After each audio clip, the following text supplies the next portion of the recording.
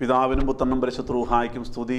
ആദ്യം മുതൽ നമ്മുടെ മേൽ തൻ്റെ കരുണയും മനോഗുണവും എന്നേക്കും ഉണ്ടായിരിക്കട്ടെ. ആമീൻ. ദൈവതിരുനാമത്തിന് മഹത്വം ഉണ്ടാകട്ടെ. വീണ്ടും ഒരു പ്രാവശ്യം കൂടി സാന്ത്വനം എന്ന ശുശ്രൂഷയിലൂടെ നമ്മുടെ കർത്താവും രക്ഷകനുമായ യേശുക്രിസ്തുവിൻ്റെ സുവിശേഷം പ്രഘോഷിക്കുവാൻ ആയുസ്സും ആരോഗ്യവും തന്ന ദൈവത്തെ മുന്നമേ സ്തുതിച്ചുകൊണ്ട് എല്ലാ പ്രിയപ്പെട്ടവർക്കും കർത്താവായ യേശുക്രിസ്തുവിൻ്റെ നാമത്തിൽ എൻ്റെ സ്നേഹവന്ദനം മുന്നമേ അറിയിക്കുന്നു. ദൈവതിരുനാമത്തിന് മഹത്വമുണ്ടാകട്ടെ. ഇന്നേ ദിവസം അല്പസമയത്തെ ധ്യാനചിന്തയ്ക്കായി തിരഞ്ഞെടുത്തിരിക്കുന്നതായ വേദഭാഗം അപ്പോസ്തലനായ പൗലോസ് റോമർക്ക് എഴുതിയ ലേഖനം 12-ാം അധ്യായം 2-ാമത്തെ വാക്യമാണ്. റോമർ 12-ാം അധ്യായം 2-ാമത്തെ വാക്യം.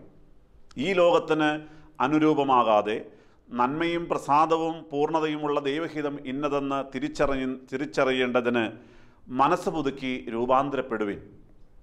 പ്രിയ സഹോദരങ്ങളെ, ഈ ഒരു വേദഭാഗം പലവട്ടം നാം പ്രസംഗിച്ച് കേട്ടിട്ടുണ്ട്. എല്ലാവർക്കും അറിയാവുന്ന സുപരിചിതമായ വേദഭാഗമാണ്. എങ്കിൽ പോലും ഞാൻ ഇന്ന് ഇത് വീണ്ടും ചിന്തിക്കുവാൻ ഒരു കാരണമുണ്ട്. ഈ അടുത്ത നാളിൽ 2 മക്കളുടെ പിതാവായ ഒരു മനുഷ്യൻ എൻ്റെ അടുക്കൽ ചില പ്രാർത്ഥനാ വിഷയങ്ങളുമായിട്ട് കടന്നു വന്നപ്പോൾ അദ്ദേഹം പറഞ്ഞതായ ആ ജീവിതാനുഭവം എൻ്റെ ഹൃദയത്തെ വല്ലാതെ സ്പർശിച്ചതുകൊണ്ടാണ് ഇന്ന് ഇത് ചിന്തിക്കുവാനായിട്ട് കാരണം. അദ്ദേഹത്തിന് അല്ലെങ്കിൽ ആ ദമ്പതിമാർക്ക് 2 മക്കളാണ്. മൂത്ത കുഞ്ഞിനെക്കുറിച്ചാണ് പറഞ്ഞു വരുന്നത്. ആ കുഞ്ഞ് 10ാം ക്ലാസ് വരെ നല്ല മിടുമിടുക്കനായി പഠിച്ച കുഞ്ഞായിരുന്നു. മാതാപിതാക്കന്മാരെ അനുസരിച്ച് പള്ളിയിൽ പോകുവാൻ താല്പര്യം കാണിച്ച് സൺഡേ സ്കൂളിൽ പഠിച്ച് പോരാ മദ്ബഹാ ശുശ്രൂഷകൻ കൂടിയായിരുന്നു. എന്നാൽ 10ാം ക്ലാസ് കഴിഞ്ഞപ്പോൾ തുടർന്നുള്ളതായ പഠനത്തിൻ്റെ കാര്യങ്ങളിലേക്ക് മുന്നോട്ട് പോയപ്പോൾ അവൻ പയ്യെ ദൈവത്തിൽ നിന്ന് അകന്നുപോയി, പള്ളിയിൽ നിന്ന് അകന്നുപോയി. മദ്ബഹാ ശുശ്രൂഷ വേണ്ടെന്ന് വെച്ചു, സൺഡേ സ്കൂൾ പഠനം വേണ്ടെന്ന് വെച്ചു. അവരങ്ങനെ മുന്നോട്ട് പോകുമ്പോൾ പയ്യെ ഈ ലോകത്തിന് അനുരൂപനായി മുന്നോട്ട് പോകുകയായിരുന്നു. പ്രിയമുള്ളവരെ, ആ കുഞ്ഞ് പല സ്വഭാവ ദൂഷ്യങ്ങൾക്കും അടിമയായി, കഞ്ചാവ് ഉൾപ്പെടെയുള്ളതായ ലഹരി മരുന്നിന് അവൻ അടിമയായി തീർന്നു എന്ന് മാത്രമല്ല, അവൻ്റെ പഠനമെല്ലാം ഇപ്പോൾ തീർന്നു, പാസ്സായിട്ടില്ല. അവൻ്റെ ഉന്നതമായ വിദ്യാഭ്യാസമെല്ലാം വിട്ടതാണ്. പക്ഷെ അതെല്ലാം തകർത്ത് എറിഞ്ഞുകൊണ്ട് അവൻ ഇപ്പോൾ ആയിരിക്കുമ്പോൾ അവൻ ചില കേസുകളിൽ പിടിപെട്ട് ജയിലിൽ അകപ്പെടേണ്ട അവസ്ഥയായി. അതെല്ലാം കഴിഞ്ഞ് ഇപ്പോൾ വീട്ടിൽ വന്നിരിക്കുന്ന ഒരവസ്ഥ. ആ പിതാവ് ഇതെല്ലാം പറയുമ്പോൾ അദ്ദേഹത്തിൻ്റെ കണ്ണിൽ നിന്ന് കണ്ണുനീർ ധാരധാരയായി ഒഴുകുകയായിരുന്നു. അദ്ദേഹം പറഞ്ഞു, അച്ഛാ, ഞങ്ങളുടെ കുടുംബം ആകപ്പാടെ തകർന്നുപോയി. ആ കുഞ്ഞ് ഇനി എങ്ങനെയാണ് രക്ഷപ്പെടുക? അവൻ എങ്ങനെയാണ് ദൈവത്തിലേക്ക് തിരിച്ചു വരുവാനിടയാകുന്നത്? ആ മനുഷ്യൻ പൊട്ടിക്കരഞ്ഞുകൊണ്ട് സംസാരിച്ചപ്പോൾ ഞാൻ ഓർത്തു, ഇതുപോലെ എത്രയോ ഭവനങ്ങൾ നമ്മുടെ ഇടയിലുണ്ട്, എത്രയോ ക്രിസ്തീയ ഭവനങ്ങൾ നമ്മുടെ ഇടയിലുണ്ട്. എന്തുകൊണ്ടാണ് ആ കുഞ്ഞ് തകർന്നു പോയത്? ഒറ്റ വാക്കിൽ പറഞ്ഞാൽ, ആ കുഞ്ഞ് ദൈവത്തിൽ നിന്ന് അകന്നുപോയി എന്ന് മാത്രമല്ല, ഈ ലോകത്തിന് അനുരൂപമായി ജീവിച്ചു. ഈ ലോകത്തിൻ്റെ മോദങ്ങളിലേക്ക് അവൻ കടന്നുപോയി. അവൻ പിശാചിൻ്റെ കയ്യിലെ കളിപ്പാവിയായി മാറിപ്പോയപ്പോൾ, പ്രിയപ്പെട്ടവരെ, ക്രിസ്തു ഇല്ലാത്ത ക്രിസ്ത്യാനിത്വമായി, ക്രിസ്ത്യാനിറ്റി വിത്തൗട്ട് ക്രൈസ്റ്റ് എന്നുള്ള ഒരവസ്ഥയിലേക്ക് ആ കുഞ്ഞ് മാറിപ്പോയി. ഇതുപോലെ ഞാൻ ചിന്തിക്കുകയാണ്, എത്രയോ കുഞ്ഞുങ്ങൾ, അല്ല മുതിർന്ന ആളുകൾ ഉൾപ്പെടെ പലരും ഇങ്ങനെ വലിയ സങ്കടത്തോടെ ജീവിക്കുന്നു, നിരാശ പൂണ്ട് ജീവിക്കുന്നു. ആ കുഞ്ഞിപ്പോൾ പപ്പയോട് ചോദിക്കുന്നു, എന്തിനാ പള്ളിയിൽ പോകുന്നത്, എന്തിനാ ദൈവമേ എന്ന് വിളിക്കുന്നത്? പ്രിയപ്പെട്ടവരെ, മനസ്സിലായത് ആ കുഞ്ഞ് സാത്താന്യ ആരാധനയ്ക്ക് വരെ പോയി എന്നുള്ളതാണ്. ദൈവത്തെ പരിപൂർണമായി തള്ളിക്കളയുന്ന ഒരവസ്ഥയിലേക്ക് ആ കുഞ്ഞ് മാറിപ്പോയി. പ്രിയപ്പെട്ടവരെ, ഇതിനെന്താണ് പരിഹാരം? പരിഹാരം സുവിശേഷം കൊടുക്കുക എന്നുള്ളത് മാത്രമാണല്ലോ. നമുക്ക് അതിനോട് ചേർന്ന് ചിന്തിക്കുമ്പോൾ അപ്പോസ്തല പ്രവൃത്തികളുടെ പുസ്തകം 26-ാം അധ്യായം അതിൻ്റെ 14-15 വാക്യങ്ങളെല്ലാം ഇങ്ങനെ നമുക്കറിയാവുന്ന കാര്യമുണ്ട്. അവിടെ ആ ഭാഗം പറയുന്നത്, അഗ്രിപ്പാ രാജാവിൻ്റെ സന്നിധിയിൽ അപ്പോസ്തലനായ പൗലോസ് വിചാരണ നേരിടുമ്പോൾ പൗലോസ് ധൈര്യസമേതം ചില കാര്യങ്ങൾ അഗ്രിപ്പാ രാജാവിനെ പറഞ്ഞു കേൾപ്പിക്കുന്നുണ്ട്. ഞാൻ പൗലോസായി മാറാൻ കാരണം എന്താണ്? ഞാൻ മുൻപ് ശൗലായിരുന്നു. ഞാൻ ദമസ്കോസിലേക്ക് ക്രിസ്ത്യാനികളെ പീഡിപ്പിക്കുവാനായ അധികാരപത്രവും വാങ്ങിക്കൊണ്ട് പോകുമ്പോഴാണ് ഇതാ അവിടെ വെച്ച് സംഭവം ഉണ്ടായത്. അവിടെ പൗലോസ് പറയുന്നുണ്ട്, ഞാൻ വഴിയിൽ വെച്ച് സൂര്യൻ്റെ പ്രകാശത്തെ കവിഞ്ഞൊരു വെളിച്ചം ആകാശത്തിൽ നിന്ന് എന്നെയും എന്നോടുകൂടെ യാത്ര ചെയ്യുന്നവരെയും ചുറ്റി പ്രകാശിക്കുന്നു കൊണ്ടു അവിടെ യേശുവിനെ കാണുവാൻ ഇടയാവുകയാണ്. അവിടെ കർത്താവ് ചോദിക്കുന്നുണ്ട്, ശൗലേ നീ എന്നെ ഉപദ്രവിക്കുന്നത് എന്ത്? നീ ആരാകുന്നു കർത്താവിന് ചോദിക്കുമ്പോൾ, നീ ഉപദ്രവിക്കുന്നവനായ യേശു ആകുന്നു എന്നുള്ള മറുപടി കേട്ടു. ഇതെല്ലാം കഴിഞ്ഞ് പൗലോസ് പറയുകയാണ്, കർത്താവ് ചില കാര്യങ്ങൾ എന്നെ അന്ന് ഫലമേൽപ്പിച്ചു. അവിടെ 16-ാം വാക്യം മുതൽ വായിക്കുമ്പോൾ ഇങ്ങനെയാണ് കാണുന്നത്. നീ ഉപദ്രവിക്കുന്ന യേശു തന്നെ ഞാൻ. എങ്കിലും എഴുന്നേറ്റ് നിവർന്നു നിൽക്ക. നീ എന്നെ കണ്ടതിനും ഇനി ഞാൻ നിനക്ക് പ്രത്യക്ഷനാവാനിരിക്കുന്നതിനും നിന്നെ ശുശ്രൂഷകനും സാക്ഷിയുമായി നിയമിപ്പാൻ ഞാൻ നിനക്ക് പ്രത്യക്ഷനായി. ഇതാ, ശുശ്രൂഷകനാക്കി എന്നെ ദൈവം ഫലമേൽപ്പിച്ചു. അവൻ്റെ സാക്ഷിയായിട്ട് അവൻ എന്നെ ഫലമേൽപ്പിക്കുകയായിരുന്നു. സുവിശേഷ ദൗത്യത്തിനായി എന്നെ ഫലമേൽപ്പിക്കുകയായിരുന്നു. പോരാ, നീ എന്താണ് സുവിശേഷ ദൗത്യം? പ്രിയപ്പെട്ട ദൈവജനമേ, ഒരു സുവിശേഷകൻ പ്രസംഗിക്കണമെങ്കിൽ യേശു അവനെ ശുശ്രൂഷകനായി നിയമിക്കണം. ആ സുവിശേഷ ദൗത്യം അവനെ ഫലമേൽപ്പിക്കണം. എങ്കിൽ മാത്രമേ ആ സത്യവചനം ശക്തമായി പ്രസംഗിക്കുവാനായിട്ട് സാധിക്കുകയുള്ളൂ. യേശുവിത ശൗലിനെ സുവിശേഷ ദൗത്യം ഫലമേൽപ്പിക്കുകയായിരുന്നു. വീണ്ടും പറയുകയാണ്, എന്താണ് അവൻ ഫലമേൽപ്പിച്ചത്? യേശു എന്താണ് എന്നോട് പറഞ്ഞത്? പൗലോസ് പറയുകയാണ്, ഇതാ, അവർക്ക് പാപമോചനവും എന്നിലുള്ള വിശ്വാസത്താൽ ശുദ്ധീകരിക്കപ്പെട്ടവരുടെ ഇടയിൽ അവകാശവും ലഭിക്കേണ്ടതിന് അവരുടെ കണ്ണു തുറപ്പാനും അവരെ ഇരുളിൽ നിന്ന് വെളിച്ചത്തിലേക്കും സാത്താൻ്റെ അധികാരത്തിൽ നിന്ന് ദൈവത്തിങ്കലേക്കും തിരിപ്പാനും ഞാനിപ്പോൾ നിന്നെ അവരുടെ അടുക്കൽ അയക്കുന്നു എന്ന് കൽപ്പിച്ചു. ഇതാ, ജനത്തിൻ്റെ അടുക്കിലേക്ക് യേശു എന്നെ അയച്ചപ്പോൾ അയക്കുവാനായിട്ട് ദൗത്യം ഫലമേൽപ്പിക്കുമ്പോൾ ചില കാര്യങ്ങൾ എന്നെ ഫലമേൽപ്പിച്ചു എന്നാണ് പൗലോസ്ലീഹ അഗ്രിപ്പ രാജാവിനോട് പറയുന്നത്. അതിൻ്റെ പ്രധാനപ്പെട്ട കാര്യങ്ങളൊക്കെ എന്തൊക്കെയാണ്? അവിടെ പറയുകയാണ്, അവർക്ക് പാപമോചനം കൊടുക്കുവാൻ തക്കവണ്ണം പ്രസംഗിക്കണം. പ്രിയപ്പെട്ടവരെ, ആരാണ് പാപമോചനം കൊടുക്കുന്നത്? നമുക്കറിയാം, വിശുദ്ധ മത്തായി സുവിശേഷം 1-ാം അധ്യായം 21-ാമത്തെ തിരുവചനത്തിൽ ഇതാ ഗബ്രിയേൽ മാലാഖ യോസേഫിനെ ധൈര്യപ്പെടുത്തിക്കൊണ്ട് പറയുകയാണ്, അവൾ ഒരു മകനെ പ്രസവിക്കും, അവൻ തൻ്റെ ജനത്തിൻ്റെ പാപം മോചിപ്പാനിരിക്കൊണ്ട് അവന് യേശു എന്ന പേര് വിളിക്കണം. സഹോദരങ്ങളെ, യേശു പാപമോചകനാണ്. വ്യക്തമായിട്ട് വചനം പഠിപ്പിക്കുകയാണ്. അപ്പോൾ ഒരു വ്യക്തിക്ക് സുവിശേഷം കേട്ടാൽ മാത്രമേ മനസ്സിലാവുകയുള്ളൂ, ഞാൻ ചെയ്തു പോയ സകല പാപങ്ങളും, അത് എത്ര വലിയ കഠിന പാപങ്ങളായിരുന്നാലും ആ പാപങ്ങളെല്ലാം മോചിക്കുവാനായിട്ട് ഈ ലോകത്തിൽ ഒരാൾക്ക് കഴിയും. ഒരാൾക്ക് മാത്രമേ കഴിയൂ. അത് കർത്താവായ യേശുക്രിസ്തുവിന് മാത്രമാണ് എന്നുള്ളതായ ബോധ്യമുണ്ടാകണമെങ്കിൽ സുവിശേഷം കേൾക്കണം. വീണ്ടും പൗലോസ് പറയുന്ന കാര്യമാണ്, അവർക്ക് പാപമോചനവും എന്നിലുള്ള വിശ്വാസത്താൽ ശുദ്ധീകരിക്കപ്പെട്ടവരുടെ ഇടയിൽ അവകാശവും ലഭിക്കേണ്ടതിന്. കർത്താവിൻ്റെ ആഗ്രഹം എന്ന് പറയുന്നത് നമുക്കെല്ലാവർക്കും ശുദ്ധീകരിക്കപ്പെട്ടവരുടെ ഇടയിൽ അവകാശം ലഭിക്കണം. പ്രിയപ്പെട്ടവരെ, എല്ലാവർക്കും അവകാശം ലഭിക്കുകയില്ല, എല്ലാവർക്കും നിത്യരാജ്യം ലഭിക്കുകയില്ല. ശുദ്ധീകരിക്കപ്പെട്ടവർക്ക് മാത്രം ലഭിക്കുകയുള്ളൂ. നമ്മുടെ പിതാക്കന്മാർ അത് തന്നെയാണല്ലോ പഠിപ്പിക്കുന്നത്. വിശുദ്ധന്മാർക്ക് മാത്രമാണ് അവൻ്റെ രണ്ടാമത്തെ എഴുന്നള്ളത്തിന് തൊട്ടു മുമ്പുള്ളതായ ആ മുൻ കൊമ്പിൻ നാദം കേൾക്കുമ്പോൾ അവൻ എതിരേൽപ്പാനായിട്ട് പുറപ്പെടുവാൻ സാധിക്കുകയുള്ളൂ എന്ന് നമ്മുടെ പിതാക്കന്മാർ നമ്മളെ പറഞ്ഞു പഠിപ്പിക്കുകയാണല്ലോ. പ്രിയപ്പെട്ടവരെ, ഈ സുവിശേഷം കേൾക്കുന്നവർക്ക് മാത്രമേ ബോധ്യമാവുകയുള്ളൂ. 2000 വർഷങ്ങൾക്ക് മുൻപ് യേശുക്രിസ്തു ഈ ലോകത്തിലേക്ക് എഴുന്നള്ളി വന്നത് പാപികളെ രക്ഷിപ്പാൻ വേണ്ടിയിട്ടായിരുന്നു. എന്നാൽ അവൻ വീണ്ടും രണ്ടാമത് എഴുന്നള്ളി വരാൻ പോകുന്നത് ഇനിയും പാപികളെ രക്ഷിപ്പാൻ വേണ്ടിയിട്ടല്ല, മറിച്ച് വിശുദ്ധന്മാരെ ചേർക്കുവാൻ വേണ്ടി മാത്രമാണ്. ഞാനും ഒരു വിശുദ്ധനായാൽ മാത്രമേ എനിക്ക് ആ ശുദ്ധീകരിക്കപ്പെട്ടവരുടെ ഇടയിൽ അവകാശം ലഭിക്കുകയുള്ളൂ എന്നുള്ളതായ ബോധ്യമുണ്ടാകണമെങ്കിൽ ദൈവത്തിൻ്റെ വചനം കേൾക്കണം, വിശ്വാസം വർദ്ധിക്കണം. പ്രിയപ്പെട്ടവരെ, വിശ്വാസം വർദ്ധിക്കണമെങ്കിൽ ജനത്തിന് സുവിശേഷം കൊടുക്കണമല്ലോ. അപ്പോസ്തലനായ പൗലോസ്ലീഹ റോമർക്ക് എഴുതിയ ലേഖനം 10-ാം അധ്യായം അതിന് 13-ാം വാക്യം പറയുന്നു, കർത്താവിൻ്റെ നാമത്തെ വിളിച്ചപേക്ഷിക്കുന്ന ഏവനും രക്ഷിക്കപ്പെടുമെന്നുണ്ടല്ലോ. എന്നാൽ അവർ വിശ്വസിക്കാത്തവനെ എങ്ങനെ വിളിച്ചപേക്ഷിക്കും? അവർ കേട്ടിട്ടില്ലാത്തവരിൽ എങ്ങനെ വിശ്വസിക്കും? പ്രസംഗിക്കുന്നവനില്ലാതെ എങ്ങനെ കേൾക്കും? ആരും അയക്കാതെ എങ്ങനെ പ്രസംഗിക്കും? പ്രിയ ദൈവജനമേ, എത്രയോ ആളുകളാണ് ഇനിയും യേശുവേ എന്ന് വിളിക്കാത്തവർ നമ്മുടെ ഇടയിലുണ്ട്. ഞാൻ പരിചയപ്പെട്ട ആളുകളെ കുറിച്ചെല്ലാം ചിന്തിക്കുമ്പോൾ സങ്കടത്തോടെ ചിന്തിക്കുന്നു. ഇപ്പോഴും ദൈവം ആരാണെന്ന് പലർക്കും അറിയില്ല. ക്രിസ്ത്യാനികളുടെ കാര്യമാണ് ഞാൻ പറയുന്നത്. ദൈവം ആരാണെന്ന് പലർക്കും അറിയില്ല. പിന്നെ എങ്ങനെയാണ് അവർ വിളിച്ചപേക്ഷിക്കുന്നത്? എബ്രായ ലേഖനം 11-ാം അധ്യായം 6-ാം വാക്യം അവിടെ എങ്ങനെയാണെന്ന് വായിക്കുന്നത്? എബ്രായ ലേഖനം 11:6 എന്നാൽ വിശ്വാസം കൂടാതെ ദൈവത്തെ പ്രസാദിപ്പിക്കുവാൻ കഴിയുന്നതല്ല. ദൈവത്തിൻ്റെ അടുക്കൽ വരുന്നവന് ദൈവം ഉണ്ട് എന്നും താൻ വിളിച്ചാൽ മറുപടി ലഭിക്കുമെന്നും ഉള്ളതായ വിശ്വാസം ഉണ്ടാകേണ്ടതല്ലയോ? പ്രിയപ്പെട്ടവരെ, ദൈവത്തിൻ്റെ അടുക്കൽ വരുന്നവനും ദൈവം ഉണ്ട് എന്നുള്ളത് ആ വിശ്വാസം ഉണ്ടാകണം. ഇന്ന് പലർക്കും ആ വിശ്വാസമില്ല. അങ്ങനെ വിശ്വാസമില്ലാത്തത് കൊണ്ടാണ് എൻ്റെ ദൈവം ജീവിക്കുന്ന ദൈവമാണ്, എൻ്റെ ദൈവം എൻ്റെ പ്രാർത്ഥന കേൾക്കുന്ന ദൈവമാണ് എന്നുള്ളതായ ബോധ്യമില്ലാത്തത് കൊണ്ടാണ് പല പല ആളുകളും പലതരത്തിലുള്ളതായ ബുദ്ധിമുട്ടുകളും ഭാരങ്ങളും പ്രശ്നങ്ങളും എല്ലാം വരുമ്പോൾ പെട്ടെന്ന് തകർന്ന് തരിപ്പണമായി പോകുന്നത്, നിരാശയിലേക്ക് പോകുന്നത്, ആത്മഹത്യ ചെയ്യാൻ പോകുന്നത്, വലിയ പ്രതിസന്ധികളിലേക്ക് പല ക്രിസ്ത്യാനികളും പോകുവാൻ കാരണം ദൈവത്തെക്കുറിച്ച് അവർക്കറിയില്ല സഹോദരങ്ങളെ.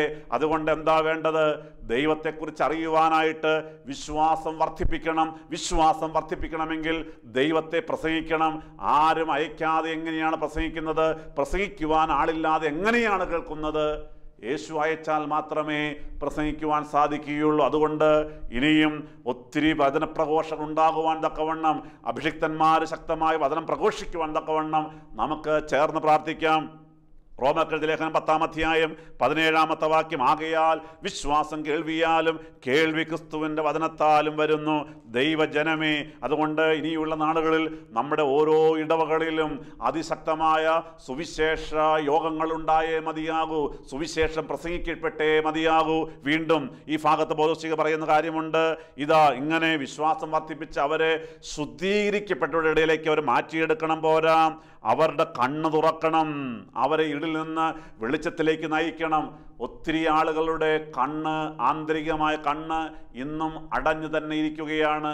പ്രിയപ്പെട്ടവരെ, നമുക്കറിയാമല്ലോ, ആ കള്ളന്മാർ 2 പേരുണ്ടായിരുന്നു. യേശുവിൻ്റെ അപ്പുറത്തും ഇപ്പുറത്തും വലതുഭാഗത്തും ഇടതുഭാഗത്തും ഓരോ കള്ളന്മാരെ ക്രൂശിച്ചപ്പോൾ അവസാന സമയത്തെങ്കിലും വലതുഭാഗത്തെ കള്ളന് മനസ്സിലായി, ഞങ്ങളുടെ നടുവിൽ കിടക്കുന്നവനായ യേശു ലോകരക്ഷകനാണ്, അവന് പാപം മോചിക്കുവാൻ അധികാരമുണ്ട്. അതുകൊണ്ടാണ് അവൻ അവസാന സമയത്ത് അവന് ബോധ്യമുണ്ടായി. അവൻ്റെ അകക്കണ്ണ് തുറന്നുകൊണ്ട് അവൻ പറയുന്നു, യേശുവേ, നീ രാജ്യത്വം പ്രാപിച്ചു വരുമ്പോൾ എന്നെയും ഒന്ന് ഓർക്കാമോ, എന്നെയും ഓർക്കണമേ എന്നുള്ളതായ ഒരു വലിയ അപേക്ഷ അവൻ അവിടെ സമർപ്പിക്കുമ്പോൾ, പ്രിയപ്പെട്ടവർ, അതിൻ്റെ അർത്ഥം എന്താണ്? വലതുഭാഗത്തെ കള്ളൻ്റെ അകക്കണ്ണ് തുറന്നു കിട്ടുവാൻ ദൈവം ഭാഗ്യം കൊടുത്തു. എന്നാൽ ഇടതുഭാഗത്തെ കള്ളൻ്റെ ആന്തരികമായ നാനങ്ങൾ അപ്പോഴും അടഞ്ഞു തന്നെ ഇരുന്നു. ഇന്നും എത്രയോ ആളുകളുടെ, എത്രയോ ക്രിസ്ത്യാനികളുടെ അകക്കണ്ണ് ഇപ്പോഴും തുറന്നിട്ടില്ല. പ്രിയപ്പെട്ടവരെ, അടഞ്ഞു തന്നെ ഇരിക്കുകയാണ്.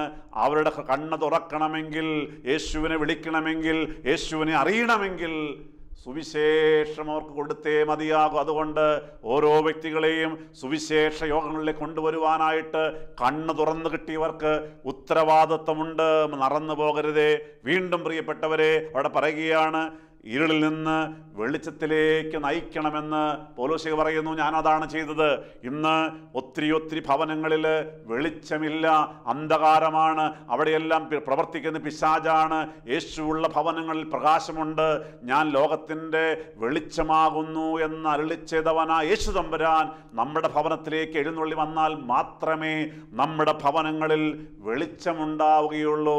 പ്രിയപ്പെട്ടവരെ, വെളിച്ചമുണ്ടാകണമെങ്കിൽ ആ വീട്ടിലുള്ളവർ സുവിശേഷം കേൾക്കുവാൻ ഇടയാകണം. പ്രിയപ്പെട്ടവർ, ഞാൻ ആദ്യം പറഞ്ഞുവല്ലോ, ആ പ്രിയപ്പെട്ട പിതാവ് പൊട്ടിക്കരഞ്ഞപ്പോൾ ഞാൻ ചോദിച്ചു, സഹോദര, ആ കുഞ്ഞുനാൾ നിങ്ങൾ സുവിശേഷം കൊടുത്തോ?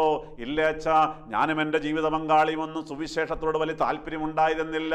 ഞങ്ങൾക്ക് ഞങ്ങളുടെ കുഞ്ഞുങ്ങൾക്കും സുവിശേഷം കൊടുക്കുവാൻ സാധിച്ചില്ല. ഞങ്ങളുടെ വീട്ടിൽ യേശു ഉണ്ടായിരുന്നില്ല. സമ്പത്തുണ്ട്, സൗകര്യങ്ങളുണ്ട്, എല്ലാ ക്രമീകരണങ്ങളും ഉണ്ടെങ്കിലും ഞങ്ങളുടെ വീട്ടിൽ യേശു ഉണ്ടായിരുന്നില്ല എന്ന് ആ പിതാവ് കണ്ണുനീരോടെ പറയുവാൻ ഇടയായി. പ്രിയപ്പെട്ടവരെ, വചനമാകുന്ന യേശുവിനെ നമ്മുടെ ഹൃദയത്തിലേക്കും നമ്മുടെ ഭവനങ്ങളിലേക്കും സ്വീകരിക്കുവാൻ തയ്യാറായാൽ നമ്മുടെ ഹൃദയങ്ങളിലും നമ്മുടെ ഭവനങ്ങളിലും വെളിച്ചമുണ്ടാകും. വീണ്ടും അവിടെ ശൗലിനോട് പറഞ്ഞ് പ്രവേൽപ്പിക്കുകയാണ്, സാത്താൻ്റെ അധികാരത്തിൽ നിന്ന് ദൈവത്തിൻ്റെ അധികാരത്തിലേക്ക്, ദൈവത്തിങ്കിലേക്ക് ആളുകളെ തിരിപ്പിക്കണമെന്നും. എങ്ങനെ? സുവിശേഷത്തിലൂടെ. ദൈവതിരുനാമത്തിന് മഹത്വം ഉണ്ടാകട്ടെ. 2 പത്രോസ് 2:19 അപ്പോസ്തലനായ പത്രോസ് പറയുന്നുണ്ട്, ഒരുത്തൻ ഏതിനോട് തോൽക്കുന്നവോ അതിന് അടിമയാണ് എന്ന്. ഇന്നും ഒത്തിരി ആളുകൾ പിശാചിൻ്റെ അടിമകളായി കിടക്കുകയാണ്. എന്ന് പറഞ്ഞാൽ പലരുടെയും മദ്യപാനം മാറിയിട്ടില്ല, മദ്യപാനത്തിൻ്റെ അടിമയാണ്. TV സീരിയലിൻ്റെ അടിമത്തത്തിൽ നിന്ന് മോചനം പ്രാപിച്ചിട്ടില്ല.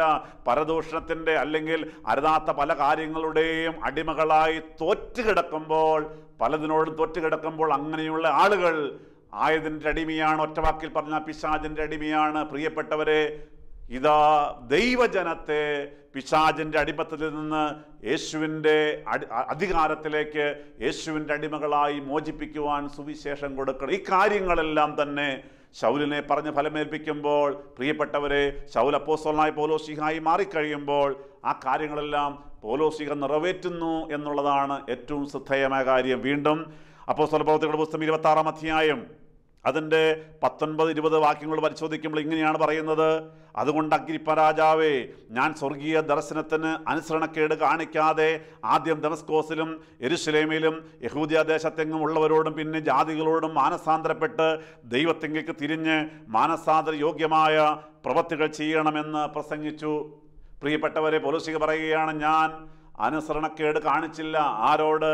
ദൈവത്തോട് അനുസരണക്കേട് കാണിക്കാതെ എന്നെ ഫലമേൽപ്പിച്ചതായ ആ സുവിശേഷ ദൗത്യം ഞാൻ പ്രസംഗിച്ച് മുന്നോട്ട് വരികയാണ്. ഞാൻ ആളോട് പറയുന്നത്, നിങ്ങൾ മാനസാന്തരപ്പെട്ട് മാനസാന്തരത്തിന് യോഗ്യമായ ഫലം കായ്ക്കണമെന്നാണ് ഞാൻ പ്രസംഗിച്ചു വരുന്നത്. പ്രിയപ്പെട്ടവരെ, അതാണ് യഥാർത്ഥമായ സുവിശേഷം എന്ന് പറയുന്നത്. അപ്പോൾ ഓരോ സുവിശേഷകനും ചെയ്യേണ്ടത് എന്താണ്? യേശുവിനാൽ ഐക്യപ്പെടണം. പോരാ, ഐക്യപ്പെട്ട ഒരു സുവിശേഷകൻ പ്രസംഗിക്കേണ്ടത് യേശു ഏൽപ്പിച്ച ദൗത്യമാണ്. ഞാൻ ഈ പറഞ്ഞതായ ആ ദൗത്യം ഓരോന്നോരോന്നോരായി നിറവേറ്റുമ്പോഴാണ് ഓരോ വ്യക്തികളും മനം തിരിഞ്ഞ് പിശാചിൻ്റെ അടിമത്തത്തിൽ നിന്ന് യേശുവിൻ്റെ അടിമത്തത്തിലേക്ക്, ഇരുട്ടിൽ നിന്ന് വെളിച്ചത്തിലേക്ക് മനം തിരിഞ്ഞു വരുന്നു. അങ്ങനെയുള്ളവർക്ക് മനസ്സിലാകും, ഞാനിങ്ങനെ ജീവിച്ചാൽ പോരാ, ഞാൻ ഇനിയും ലോകത്തിൻ്റെ ഇമ്പങ്ങളിൽപ്പെട്ട് ഈ ലോക ജീവിതത്തിന് അനുരൂപമായി ഞാൻ ജീവിച്ചാൽ പോരാ, എൻ്റെ ആത്മാവിൻ്റെ വില ഞാൻ മനസ്സിലാക്കണം, ഞാൻ മാനസാന്തര യോഗ്യമായ ഫലം കായ്ക്കണം.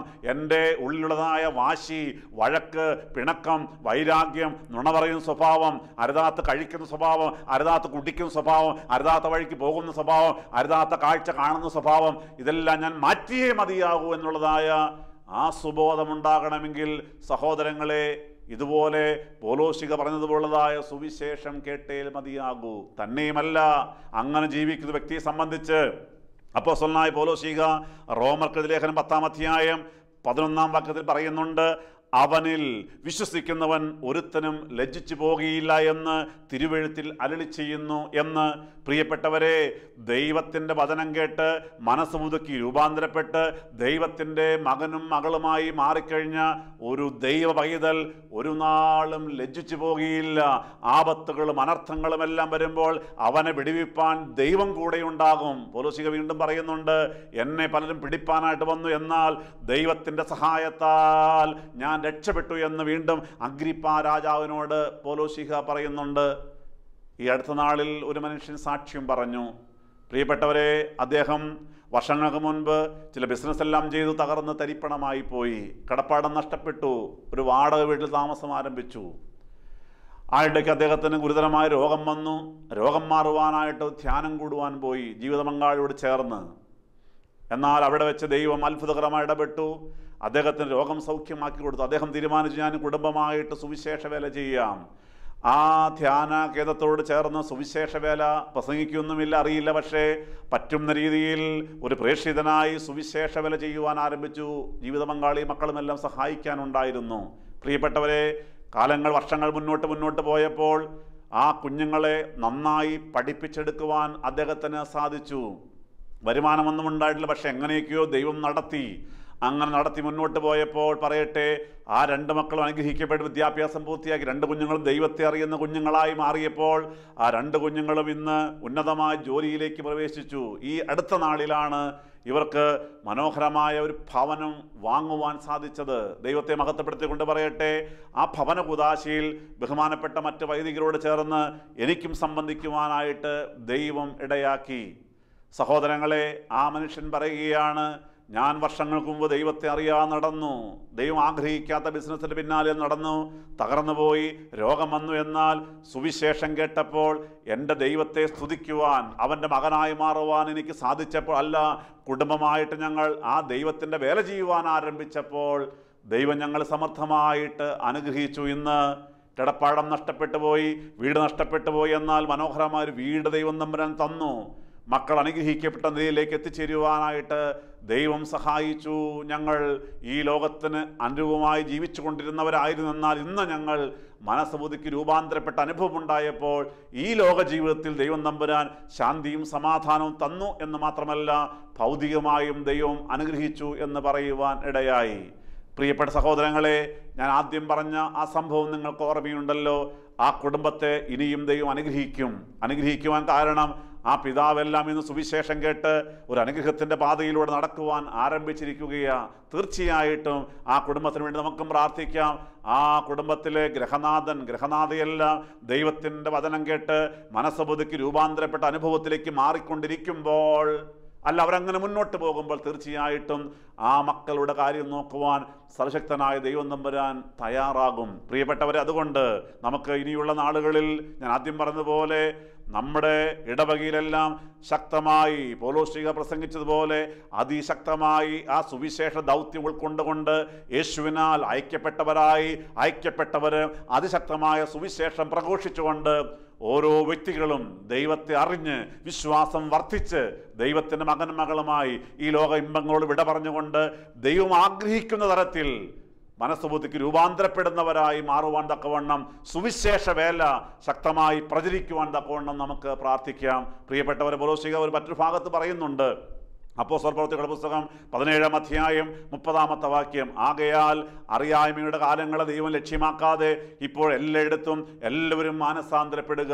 പ്രിയപ്പെട്ടവരെ, അതാണ് സുവിശേഷം. ഓരോ സുവിശേഷകനും പ്രസംഗിക്കുകയാണ്, കഴിഞ്ഞ കാലങ്ങൾ സാരമില്ല കേട്ടോ, കഴിഞ്ഞ കാലങ്ങളിൽ നിങ്ങൾ ഒത്തിരി തെറ്റുകൾ ചെയ്തു, സാരമില്ല, അതെല്ലാം അറിയായ്മയുടെ കാലങ്ങളായിരുന്നു. അന്ന് ദൈവത്തെ യഥാർത്ഥമായി രുചിച്ചറിഞ്ഞില്ല, അന്ന് പിശാചിൻ്റെ പ്രവൃത്തികളാണ് പലപ്പോഴും ചെയ്തത്. എന്നാൽ ഇപ്പോൾ സുവിശേഷം കേൾക്കുകയാണല്ലോ. ഈ സുവിശേഷം കേട്ട് നിങ്ങൾ മാനസാന്തരപ്പെട്ട് മനസ്സുബുദ്ധിക്ക് രൂപാന്തരപ്പെടണം. അതുകൊണ്ട് അറിയായ്മയുടെ കാലങ്ങൾ ദൈവം ലക്ഷ്യമാക്കാതെ ഇപ്പോൾ എല്ലായിടത്തും എല്ലാവരും മാനസാന്തരപ്പെടുക. പ്രിയപ്പെട്ട സഹോദരങ്ങളെ, ഒരു തീരുമാനമെടുക്കാമോ? ഇന്ന് കേട്ടതായ ആ സുവിശേഷം അനുസരിച്ചുകൊണ്ട് യേശുവേ, ഞാനിതാ തീരുമാനമെടുക്കുന്നു, മനസ്സുബുദ്ധിക്ക് രൂപാന്തരപ്പെടുവാൻ തീരുമാനമെടുക്കുന്നു. നമുക്ക് തീരുമാനമെടുക്കാം. കണ്ണുകളടയ്ക്കാം, എല്ലാവരും ഒരു നിമിഷം കണ്ണടയ്ക്കാം. നമുക്കൊരു നിമിഷം കൂടി പ്രാർത്ഥിക്കാം. Hallelujah, hallelujah, hallelujah, hallelujah. കരുണയുള്ള ദൈവമേ, സ്വർഗ്ഗസ്ഥ പിതാവേ, ഇന്ന് ഞങ്ങളെ കേൾപ്പിച്ച തിരുവചനങ്ങൾക്കായി ഞങ്ങൾ നിന്നോട് നന്ദി പറയുന്നു. കർത്താവേ, അപ്പോസ്തലനായ പൗലോസ് ഞങ്ങളോട് പറഞ്ഞതുപോലെ ഒന്ന് മനസ്സുബുദ്ധിക്ക് രൂപാന്തരപ്പെടുവാൻ നിന്റെ മക്കളെല്ലാവരും ആഗ്രഹിക്കുമ്പോൾ, യേശുവേ, ഇന്ന് സുവിശേഷം കേട്ടുവല്ലോ. കർത്താവേ, അനേകം ആളുകൾ ഇന്ന് ഇരുളിൽ കിടക്കുമ്പോൾ എല്ലാവരും വചനം കേട്ടവർ ഇരുടത്ത് നിന്ന് വെളിച്ചത്തിലേക്ക് വരുവാൻ തക്കവണ്ണം, പിശാചിൻ്റെ അടിമത്തിൽ നിന്ന് നിന്റെ അടിമകളായി മാറുവാൻ തക്കവണ്ണം, എല്ലാവരും ശുദ്ധീകരിക്കപ്പെട്ടവരുടെ അവകാശം പ്രാപിക്കുവാൻ തക്കവണ്ണം കർത്താവേ കൃപയുണ്ടാകണമേ. പാപമോചനം ലഭിക്കുവാൻ തക്കവണ്ണം ദൈവമേ, എല്ലാവരും നിന്നിൽ വിശ്വസിക്കുകയാണല്ലോ. വചനം കേട്ടവരെല്ലാം കർത്താവ് ഇനിയുള്ള നാളുകൾ ഒരു വിശുദ്ധ കുമ്പസാരം നടത്തി പാപങ്ങൾ ഏറ്റുപറയുവാൻ തക്കവണ്ണം കൃപ കൊടുക്കണമേ. പാപങ്ങൾ ഏറ്റുപറഞ്ഞ് യേശുവേ, അവരുടെ പാപങ്ങൾ ക്ഷമിക്കപ്പെട്ടുകൊണ്ട് വിശുദ്ധ കുർബാന സ്വീകരിച്ചുകൊണ്ട് നിന്റെ മകനും മകളുവാൻ ജീവിക്കുവാൻ തക്കവണ്ണം എല്ലാവരെയും കൃപയാൽ അനുഗ്രഹിക്കണമേ. അങ്ങനെ മുന്നോട്ട് പോകുമ്പോൾ ദൈവമേ, വചനപ്രകാരം നിന്നിൽ ആശ്രയിക്കുന്ന ഒരുത്തനിൽ പോലും ലജ്ജിച്ചു പോകുകയില്ല എന്ന് തിരുവചനം ഞങ്ങൾ വായിച്ചു കേൾക്കുമ്പോൾ, അല്ല പ്രസംഗിച്ചപ്പോൾ, ദൈവമേ, ഈ വചനം അനുസരിച്ച് ജീവിക്കുന്ന എല്ലാ വ്യക്തികളെയും കുടുംബമായിട്ട് നീ അനുഗ്രഹിക്കണമേ. ഭാരങ്ങളും പ്രയാസങ്ങളും മാറ്റണമേ. തകർന്നു പോയ കുടുംബങ്ങളെ നീ നേരെയാക്കണമേ. ഐശ്വര്യമുണ്ടാക്കണമേ, സമാധാനം കൊടുക്കണമേ, സന്തോഷം കൊടുക്കണമേ, രോഗികളെ സന്ദർശിക്കണമേ എന്ന് പ്രാർത്ഥിക്കുന്നു. എല്ലാ യുവതി യുവാക്കൾക്കുമായി പ്രാർത്ഥിക്കുന്നു. എല്ലാവരെയും അനുഗ്രഹിക്കുമാറാകണമേ. ഞങ്ങളുടെ പ്രാർത്ഥന കേട്ട വൻകൃപയ്ക്കായി ഞങ്ങൾ സ്തുതിക്കുന്നു. സകലവും യേശുവിൻ്റെ പൊന്നുനാമത്തിൽ തന്നെ. ആമീൻ. ഹല്ലേലൂയ.